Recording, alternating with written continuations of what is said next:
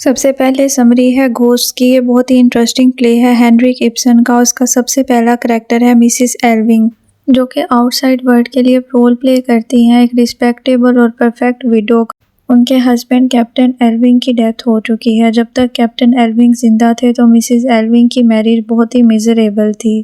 Captain एल्विंग outside world के लिए एक वेल्दी और हाईली रिस्पेक्टेड मिलिट्री ऑफिसर थे, जबकि रियलिटी में वो अल्कोहलिक और अनफेथफुल हस्बैंड थे। उनका घर की मेड के साथ अफेयर था जिसका नाम था जोआना। कैप्टन एल्विंग की रियलिटी एक तो उनकी वाइफ मिसिस एल्विंग को पता थी और दूसरी उनके फैमिली फ्रेंड पास्टर मैंडर्स को पता थी। पास्टर मैंडर्स एक प्रीस्ट थे और मैनेज करते थे चैरिटेबल फंड्स को। जब मिसिस एल्विंग अपनी मिजरेबल मैरिज से तंग आकर पास्टर के पास गईं तो पास्टर ने चूज़ किया अपनी रिलीजियस ड्यूटी और सोशल रेपुटेशन को। पास्टर ने मिसिस एल्विंग को एडवाइस दी कि उन्हें दोबारा से कैप्टन एल्विंग के पास वापस चले जाना चाहिए।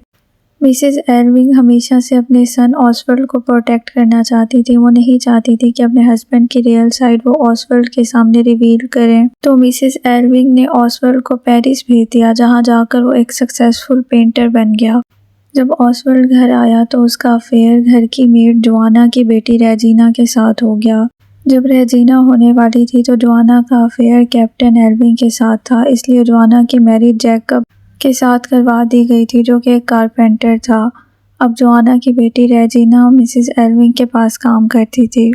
मिसिस एल्विंग कैप्टन एल्विंग की डेथ के बाद उनकी सारी प्रॉपर्टी एक ऑर्फनेज पर लगाना चाहती थी, क्योंकि वो नहीं चाहती थी कि वो उस प्रॉपर्टी से एक पेनी भी ऑसवर्ल्ड या खुद पर इस्तेमाल करे। ऑर्फनेज बनाने की सेकंड रीज़न ये थी कि to bury the ghosts of the past, मतलब कि वो पास्ट की मेमोरीज से जान छुड़ाना चाहती थी। और वो चाहती थी कि कैप्टन एल्विंग का नाम हमेशा चैरिटी, गुडनेस और रिस्पेक्ट से एसोसिएट किया जाए।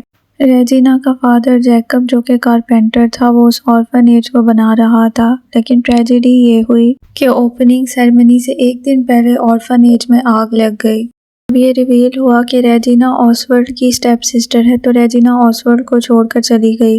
ऑसवर्ल्ड एक डिजीज़ सिफिलिस से सफ़र कर रहा था, जो कि एक सेक्सुअली ट्रांसमिटेड डिजीज़ होती है, लेकिन ऑसवर्ल्ड को वो कॉग्निटिव थी, यानी कि बाय बर्थ थी। सिफिलिस ट्रांसफ़र हुई थी उसके फादर से उसकी मदर के अंदर और ऑसवर्ल्ड की बर्थ के वक्त उसके अंदर। प्ले के एंड में हम देखते हैं कि सिफिलिस डिजीज़ अटैक करने लगती है ऑसवर्ल्ड के ब्रेन के ऊपर, उसके दिमाग के ऊपर, जो कि डॉक्टर ने ऑलरेडी वार्न किया था। ऑसवर्ल्ड हेल्पलेस लाइफ नहीं गुजारना चाहता था। उसने अपनी माँ को मॉर्फिन की मेडिसिन दी थी, पिल्स दी थी और कहा था कि जब सिफिलिस उसके दिमाग को अटैक करने लगे तो वो उसे मेडिसिन की ओवरडोज दे दे। एंड के सीन में जब सनराइज होता है तो ऑसवर्ल्ड आर्म चेयर पर बैठा होता है। वो बहुत एग्जॉस्टेड फील कर रहा होता है। उसकी आंखें बिल्कुल ब्लैंक हो चुकी होती हैं।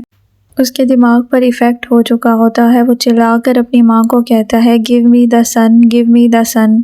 सन बेसिकली रिप्रेजेंट कर रहा है उसके ब्रोकन माइंड को। He is crying out for joy, light and freedom. End पे मिसेस एल्विंग का इमोशनल कोलैप्स दिखाया गया है। वो फ्रेंटिकली चीख रही होती है, यस यस, नो नो। वो इस कंडीशन में होती है, उसे समझ नहीं आ रहा होता कि वो अपने बेटे की बात मानकर प्रॉमिस पूरा करे, क्या वो उसे मार दे या नहीं।